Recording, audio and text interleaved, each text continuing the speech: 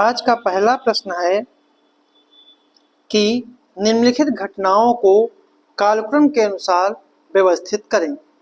कि कालक्रम के अनुसार व्यवस्थित करिए। इसमें घटनाएं हैं खुरासान अभियान, कराचिल की सैनिक अभियान, ठीक है, कराचिल का सैनिक अभियान, दोआब में कर वृद्धि, राजधानी परिवर्तन और सांकेतिक मुद्रा का प्रचलन। ये 5 घटनाएं हैं। इन घटनाओं का सही क्रम लगाना है, ठीक है। इन घटनाओं का सही क्रम लगाना है, ठीक है, कि इनका जो किन किन घटनाओं के परिप्रेक्ष्य में इनका मतलब कि ईयर वाइज इनका कब हुआ था। कूट के आधार पर इसको चयनित करना है, ठीक है। 1 2 3 4 5 या 4 3 5 2 1 या 3 4 5 1 2 या 3 4 5 2 1। तो इसका सही आंसर क्या होगा, ठीक है। तो इसका सही जो आंसर है, ठीक है, इसका सही जो आंसर है वो आपका है, ठीक है, दोआब में कर वृद्धि जो हुई थी, दोआब में जो कर वृद्धि हुई थी, सबसे पहले दोआब में कर वृद्धि जो हुई थी वो हुई थी 1325 में। दोआब में कर वृद्धि जो हुई थी वो 1325 में हुई थी। दोआब में कर वृद्धि 1325 में। फिर उसके बाद राजधानी परिवर्तन 1327 में, ठीक है। सांकेतिक मुद्रा का प्रचलन जो है 1329 में, ठीक है। और फिर उसके बाद खुरासान अभियान 1330 में, और कराचिल का सैनिक अभियान जो था ये 1332 में था। तो इस प्रकार इसका सही जो आंसर है वो आपका है सी ऑप्शन। अगला प्रश्न है, हक ए सर्ब था, सिंचाई कर था, कृषि विभाग था, गल्ला मंडी का प्रधान था या फिर गुप्तचर थे। तो जो इसका सही जो आंसर था वो आपका है ए ऑप्शन, सिंचाई कर था। फिरोज शाह तुगलक की नहर प्रणाली के बाद फिरोज शाह तुगलक ने उलेमा की स्वीकृति के बाद हक ए सर्ब नामक सिंचाई कर भी लगाया, जो भूमि उपज का 1/10 भाग यानी 10% होती थी। अगला प्रश्न है, हुसैन शाह सरकी को दिल्ली के किस सुल्तान ने पराजित करके जौनपुर से खदेड़ कर वहां अपने पुत्र को नियुक्त किया था। ऑप्शन है इब्राहिम लोदी, बहलोल लोदी, मोहम्मद शाह या फिर खिज्र खान। तो जो इसका सही जो आंसर है वो आपका है बी ऑप्शन, बहलोल लोदी।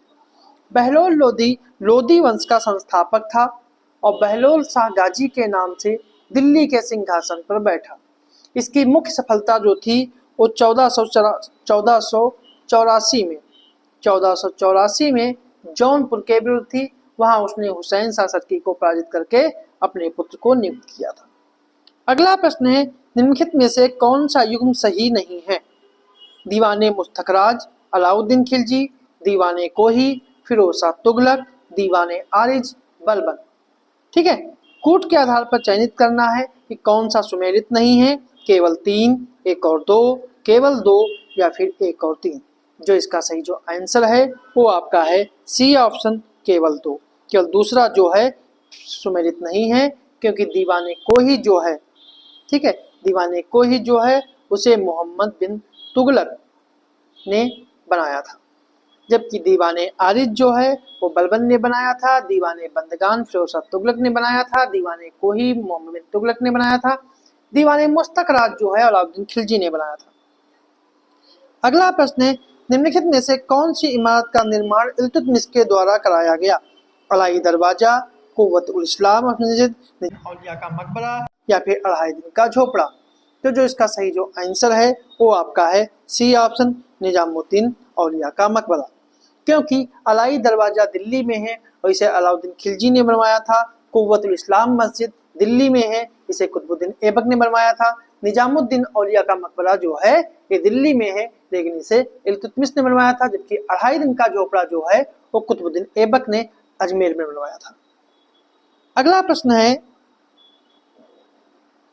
सूची 1 और सूची 2 को सम्मिलित करना है कि लेखक और पुस्तक के नाम, जैसे अबुल चचनामा, तारीख मसूदी, फुतूह उस सलातीन और तारीख मुबारक शाही। तो इसकी पुस्तक के लेखक कौन है? ठीक है, तो चचनामा के लेखक जो हैं वो अल सूफी हैं, अली सूफी। फुतूह उस सलातीन के लेखक जो हैं वो ईसामी हैं। ठीक है, तारीख मुबारक शाही के लेखक याहिया बिन सरहिंदी हैं और तारीख मसूदी के लेखक अबुल फजल अल बहरी हैं। तो इसका सही जो आंसर है वो आपका है बी ऑप्शन। बी ऑप्शन इसका जो है सही है। अगला प्रश्न है, निम्नलिखित कथनों पर विचार कीजिए कि अशराफ और अल्जराफ सल्तनत कालीन समाज में व्याप्त दो वर्ग थे और सल्तनत काल में सुल्तान काजियों और मुफ्तियों की सहायता से न्याय का कार्य देखता था और ये दोनों ही पद वंशानुगत होते थे। तो कौन सा कथन जो है सत्य है? केवल एक, केवल दो, दोनों या फिर दोनों नहीं? तो इसका सही जो आंसर है वो आपका है सी ऑप्शन, दोनों। क्योंकि भारत में तुर्कों के आगमन से भारतीय समाज का स्वरूप परिवर्तन हुआ और समाज में दो वर्ग थे, एक अशराफ और एक अजलाफ। अशरफ जो वर्ग था उसमें अमीर, उनके वंशज और उच्च वर्ग के उलेमा आते थे, जबकि अजलाफ में निम्न वर्ग, भूमिहीन मजदूर, शिल्पकार और चर्मकार आते थे। ठीक है, अगला प्रश्न है, निम्न सूची को सुमेलित करना है राज्य और उनके राजवंश, जिसमें बरार है, बीजापुर है, अहमदनगर है और गोलकुंडा है। तो इसका सही सुमेलन जो है, बरार जेब में इमाद शाही वंश था, बीजापुर में आदिल शाही वंश था, अहमदनगर में निजाम शाही था और गोलकुंडा में कुतुब शाही था। जिसका सही जो आंसर है वो आपका है ए ऑप्शन। ए ऑप्शन इसका जो है सही है। अगला प्रश्न है, बाबर ने किस युद्ध में सर्वप्रथम उस्मानी विधि का प्रयोग किया था? पानीपत के प्रथम युद्ध में, खानवा के युद्ध में, चंदेरी के युद्ध में और घाघरा के युद्ध में? जो इसका सही जो आंसर है वो आपका है ए ऑप्शन, पानीपत के युद्ध। क्योंकि पानीपत का युद्ध 21 अप्रैल 1526 को हुआ था। इस युद्ध में बाबर की विजय का मुख्य कारण घूमकर पीछे की ओर हमला करने की तुलगुमा युद्ध पद्धति थी, जिसे उसने उज्बेकों से सीखी थी, और तोपों को सजाने की विधि जो थी वो रोमी विधि थी। उस्मानी विधि में क्या था कि दो गाड़ियों के बीच व्यवस्थित जगह छोड़कर उसमें तोपों को रखकर चलने की विधि थी। अगला प्रश्न है, निम्नलिखित कथनों पर विचार कीजिए कि इसने दिल्ली के नजदीक यमुना नदी के किनारे एक शहर का निर्माण करवाया। इसके साम्राज्य में मलिक मोहम्मद जायसी के द्वारा प्रसिद्ध हिंदी कृत पद्मावत लिखी गई। इसने शुद्ध चांदी का रुपये और तांबे का दाम चलाया। यह कथन किसके बारे में है? बाबर, शेरशाह सूरी, अकबर और मोहम्मद बिन तुगलक, फिरोज शाह तुगलक। तो जो इसका सही जो आंसर है वो आपका है बी ऑप्शन, शेरशाह सूरी। अगला प्रश्न है कि धर्मत का युद्ध किसके मध्य हुआ? औरंगजेब और दारा के बीच, शाही सेना और शाह शुजा के बीच, औरंगजेब और शाही सेना के मध्य, दारा और शाह शुजा के मध्य? तो कौन सा इसका आंसर जो है वो सही है? तो जिसका सही जो आंसर है वो आपका है सी ऑप्शन, औरंगजेब और शाही सेना के बीच। अगला प्रश्न है, कथन और कारण पे है कि मुगल सम्राट की पूर्ण आंतरिक और बाह्य संप्रभुता थी। उन्होंने खलीफा जैसी किसी भी बाहरी ताकत को अपना स्वामी मानने से इनकार कर दिया। तो कौन सा कथन सही है? ए आर दोनों सही हैं, आर ए की सही व्याख्या करता है। ए आर दोनों सही हैं परंतु आर ए की सही व्याख्या नहीं करता है। ए सही है परंतु आर गलत है, ए गलत है परंतु आर सही है। तो जिसका सही जो आंसर है वो आपका है ए ऑप्शन, ए आर दोनों सही हैं और एक दूसरे की व्याख्या करते हैं। अगला प्रश्न है, भीमबेटका गुफाएं निम्न पाषाण काल युग, मध्य पाषाण काल युग और ताम्र पाषाण युग तक की मानव विकास की निरंतरता को दर्शाती हैं। क्यों? क्योंकि बुद्ध की सबसे बड़ी कांस्य मूर्ति के कारण, एक चट्टान के विशाल मंदिर के कारण, सभी युगों के उपकरणों और औजारों के उपयोग के साक्ष्य के कारण, या फिर इनमें से कोई नहीं। जो इसका सही जो आंसर है वो आपका है सी ऑप्शन, सभी युगों के उपकरणों और औजारों के उपयोग के साक्ष्य के कारण।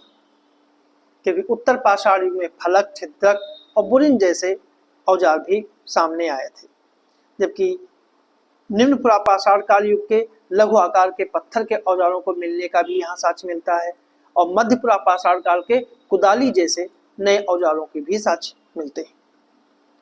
अगला प्रश्न है, उत्तर प्रदेश का निम्नलिखित में से कौन सा स्थल हड़प्पा सभ्यता की पूर्वी सीमा बनाता है? ऑप्शन है अहिछत्र, आलमगीरपुर, मांडा या फिर सनौली। तो जो इसका सही जो आंसर है वो आपका है बी ऑप्शन, आलमगीरपुर। आलमगीरपुर उत्तर प्रदेश के मेरठ जिले के में स्थित हड़प्पा सभ्यता की पूर्वी सीमा है, जबकि मांडा जो है जम्मू कश्मीर के अखनूर जिले में स्थित है और यह हड़प्पा सभ्यता की सबसे उत्तरी सीमा है। अगला प्रश्न है, उत्तर प्रदेश की अवस्थित निम्नलिखित में से किस महाजनपद का संबंध वर्तमान मथुरा क्षेत्र से था? चेदी, वत्स, सूरसेन और कौशन। तो जो इसका सही जो आंसर है वो आपका है सी ऑप्शन, सूरसेन। चेदी महाजनपद पौराणिक 16 महाजनपदों में से एक था। यह शुक्तिमती नदी के पास का देश था। इसमें बुंदेलखंड का दक्षिणी भाग और जबलपुर का उत्तरी भाग आता है। ठीक है, और सूरसेन महाजनपद की राजधानी मथुरा थी। अगला प्रश्न है, निम्नलिखित युग्मों में से कौन सा युग्म सुमेलित नहीं है?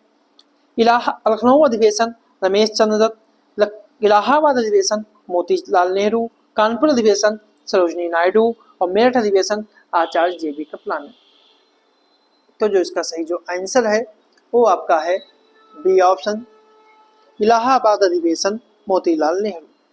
क्योंकि 15वां अधिवेशन जो है वो 1899 में लखनऊ में रमेश चंद्र दत्त की अध्यक्षता में हुआ था।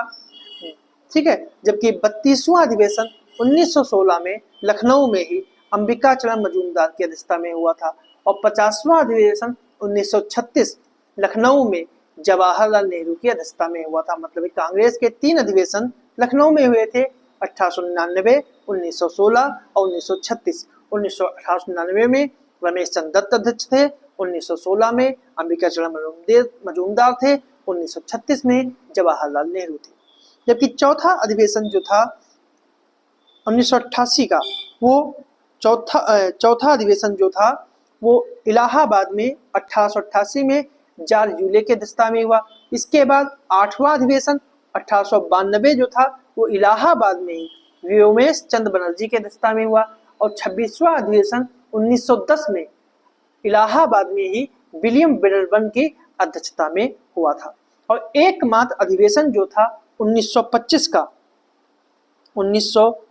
का जो था वो कानपुर में हुआ था, जो सरोजिनी नायडू की अध्यक्षता में हुआ था। और एकमात्र 55वां अधिवेशन 1946 में मेरठ में आचार्य जेबी कृपलानी की अध्यक्षता में हुआ था। ठीक है, अगला प्रश्न है, निम्नलिखित में से कौन सा स्थान एका आंदोलन 1921 में शामिल नहीं था? बाराबंकी, हरदोई, बरेली और बहराइच। जो इसका सही आंसर है वो आपका है सी ऑप्शन, बरेली। उत्तर प्रदेश के बाराबंकी, हरदोई, बहराइच और सीतापुर जिलों में 1921 के अंत में बेगारी, लगान वृद्धि और राजस्व वसूली के कार्यों में जमींदारों द्वारा अपनाई गई दमनकारी नीतियों के विरोध में एका आंदोलन चलाया गया, और एकता आंदोलन में प्रतीक के रूप में धार्मिक रीति रिवाजों का पालन किया जाता था। अगला प्रश्न है, 1801 ईस्वी में अवध के निम्नलिखित में से किस नवाब ने बेलेजली के साथ सहायक संधि स्वीकार की थी? गाजीउद्दीन हैदर अली खां, अस्फाउद्दौला, शुजाउद्दौला और सादत खां। तो जो इसका सही जो आंसर है वो आपका है डी ऑप्शन, सादत अली खां। और डी ऑप्शन का जो है वो सही है। अगला प्रश्न है, उत्तर प्रदेश में हुए किस अधिवेशन में कांग्रेस और मुस्लिम लीग का पुनर्मिलन हुआ? बनारस 1905, कानपुर 1925, लखनऊ 1916, इलाहाबाद 1910। जिसका सही जो आंसर है वो आपका है लखनऊ अधिवेशन 1916। और सी ऑप्शन का जो है वो सही है। अगला प्रश्न है, निम्नलिखित में से कौन सा जौनपुर में वास्तुकला में सर्की का उल्लेखनीय उदाहरण है? अटाला मस्जिद, जामा मस्जिद, लाल दरवाजा मस्जिद या फिर उपयुक्त सभी। जिसका सही जो आंसर है वो आपका है डी ऑप्शन, उपयुक्त सभी। ठीक है, जौनपुर की वास्तुकला में सर्की शैली में अटाला मस्जिद, लाल दरवाजा मस्जिद और जामा मस्जिद, ये तीनों जो हैं वो जौनपुर में स्थित है। अगला प्रश्न है, सूची 1 और सूची 2 को सुमेलित करना है। ठीक है, जिसमें व्यक्ति उनके पुस्तकों से संबंधित है। ठीक है, तो राजा राम मोहन राय, ईश्वरचंद्र विद्यासागर, हरिश्चंद्र मुखर्जी और बाल गंगाधर तिलक। तो जो इसका सही जो आंसर है वो आपका है, मतलब कि राजा राम मोहन राय की जो पुस्तक है वो है संवाद कौमुदी, ईश्वरचंद्र विद्यासागर की जो है वो है सोम प्रकाश, हरिश्चंद्र मुखर्जी की हिंदी पैट्राइट और बाल गंगाधर तिलक की केसरी। ठीक है, किसी भारतीय के द्वारा प्रकाशित पहला समाचार जो पत्र था वह राजा राम मोहन राय के द्वारा निकाला गया था, जो संवाद कौमुदी 1821 था। और 1822 में फारसी में मीरातुल अखबार निकाला था। सोम प्रकाश 1858 में निकाला गया और मराठा जो है वो 1881 में और केसरी 1881 में भी निकाला गया।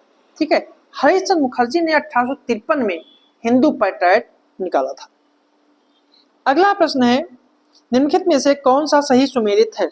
Lord Lytton, vernacular press act, Ripon, Albert bill, Dalhousie, Rowlatt act, Lord Cornwallis, इस्तेमरारी बंदोबस्त। तो इसका सही जो आंसर है वो आपका है C option, Dalhousie Rowlatt act. कि रॉलेट एक्ट जो है, रॉलेट एक्ट जो था वो चेम्सफोर्ड के शासनकाल में हुआ था। चेम्सफोर्ड के शासनकाल में हुआ था और चेम्सफोर्ड का शासनकाल जो था वो 1916 से लेकर 1921 तक रहा था। अगला प्रश्न है, निम्नलिखित घटनाओं पर विचार कीजिए कि हंटर कमीशन का गठन, इलाहाबाद विश्वविद्यालय की स्थापना, डूरंड रेखा का निर्धारण और सांप्रदायिक निर्णय। तो जो इसका सही जो आंसर है कि कूट के आधार पर चयनित करना है, तो कह सकते हैं, तो हंटर कमीशन का गठन जो है वो 1822 में हुआ, 82 में हुआ था। इलाहाबाद विश्वविद्यालय की स्थापना जो है वो 1887 में हुई थी। डूरंड रेखा का निर्धारण जो है वो 1893 में हुआ था। और ठीक है, और कह सकते हैं कि सांप्रदायिक निर्णय जो है वो 16 अगस्त 1932 को ब्रिटिश प्रधानमंत्री 1932 को ब्रिटिश प्रधानमंत्री रैमजे मैकडोनाल्ड ने घोषित की थी। तो इसका सही जो आंसर है वो आपका है सी ऑप्शन, सॉरी, इसका सही आंसर जो है वो ए ऑप्शन। अगला प्रश्न है, निम्नलिखित में से प्रताप पत्रिका का प्रकाशन किसने किया था? रविन्द्रनाथ टैगोर, फिरोज शाह मेहता, गणेश शंकर विद्यार्थी या फिर मदन मोहन मालवीय। जिसका सही जो आंसर है वो आपका है सी ऑप्शन, गणेश शंकर विद्यार्थी। अगला प्रश्न, निम्नलिखित में से सांप्रदायिक निर्णय की घोषणा किस ब्रिटिश प्रधानमंत्री के द्वारा की गई थी? क्लेमेंट एटली, रैमजे मैकडोनाल्ड, विंस्टन चर्चिल या रॉबर्ट सोसिल। जिसका सही जो आंसर है वो आपका है बी ऑप्शन, रैमजे मैकडोनाल्ड। अगला प्रश्न है, निम्नलिखित में से पूना सार्वजनिक सभा नामक राजनीतिक संगठन की स्थापना किसने की थी? एमजी रनाडे, दादा भाई नौरोजी, केशव चंद्र सेन, राजा राम मोहन राय। तो जो इसका सही जो आंसर है, इसका सही आंसर है वो आपका है A option, MG Ranade. MG Ranade की स्थापना जो है वो 1870 में एमजी रनाडे, जीवी जोशी और एसएस चिपंकलकर ने की थी। अगला प्रश्न है, निम्नलिखित में से किस वर्ष महात्मा गांधी ने किसानों के समर्थन में गुजरात के खेड़ा जिले में सत्याग्रह किया था? 1917, 1920, 1919 या फिर 1918। इसका सही जो आंसर है वो आपका है डी ऑप्शन 1918। अगला प्रश्न है 1935 की भारत सरकार अधिनियम की प्रस्तावित संघीय राज व्यवस्था के तहत द्विसदनी विधायिका के उच्च सदन के लिए सांप्रदायिक आधार पर कितने सदस्यों का चुनाव किया जाना था? 156, 150, 104 या फिर 125? जो इसका सही जो आंसर है वो आपका है ऑप्शन 150। अगला प्रश्न है निम्नलिखित में से हाउस ऑफ कॉमन्स में निर्वाचित होने वाला पहला भारतीय कौन था? भिकाजी कामा, जे.आर.डी. टाटा, दादा भाई नौरोजी या दिनुशा एलडीजी वाचा? तो जो इसका सही जो आंसर है वो आपका है सी ऑप्शन, दादा भाई नौरोजी। अगला प्रश्न है पवनार आश्रम निम्नलिखित में से किस सामाजिक कार्यकर्ता से संबंधित है? महात्मा गांधी, विनोबा भावे, राजा राम मोहन राय या आचार्य कृपलानी? तो जो इसका सही जो आंसर है वो आपका है बी ऑप्शन, विनोबा भावे। कि विनोबा भावे ने यहीं से 17 अक्टूबर 1940 को पवनार आश्रम से ही उन्होंने व्यक्ति सत्याग्रह शुरू किया था। अगला प्रश्न है कांग्रेस वास्तव में बिना हथियारों के गृह युद्ध में है। कांग्रेस के संदर्भ में यह कथन किसने कहा था? Mohammad Ali Jinnah, Lord Dufferin, Lord Curzon या सैयद अहमद खान? जो इसका सही जो आंसर है वो आपका है D option, sir Syed Ahmad Khan. तो ये थे हमारे आज के कुछ प्रश्न।